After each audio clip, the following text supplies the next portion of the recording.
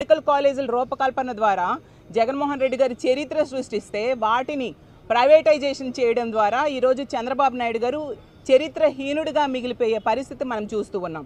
అలాగే మహిళా మంత్రులు తీసుకుంటే అనిత గారు, సవిత గారు ఏం మాట్లాడుతున్నారో మనం చూసాం. అన్ని పచ్చి అబద్ధాలు ప్రజలకు చెప్పడానికి ప్రయత్నిస్తూ ఉన్నారు.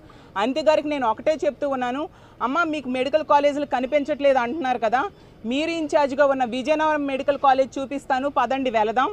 అలాగే మీ పక్క జిల్లా అయిన పాడేరు మెడికల్ కాలేజ్ చూపిస్తాను, వస్తారా? చూపిస్తాను, వెళ్దాము.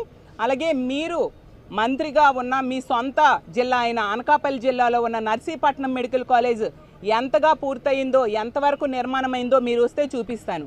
మిగతా మెడికల్ కాలేజీలన్నీ ఈ 10-11 మెడికల్ కాలేజీలు ఇంకా నిర్మాణ దశలో ఉండడానికి కారణం మీరు నిధులు కేటాయించకపోవడం వల్ల. ఈ 15 నెలలుగా ఒక్క రూపాయి అయినా చంద్రబాబు నాయుడు గారు నిధులు కేటాయించారా నేను అడుగుతూ ఉన్నాను. అనిత గారికి ఒకటే చెప్తున్నాను, మీ జిల్లాలో అలాగే మీ నియోజకవర్గంలో ప్రజలను అడగండి, ప్రభుత్వ మెడికల్ కాలేజ్ కావాలా, ప్రైవేట్ మెడికల్ కాలేజ్ కావాలా? వాళ్ళు ఏ అభిప్రాయం చెప్తే దాని ప్రకారం ముందుకు వెళ్దాం.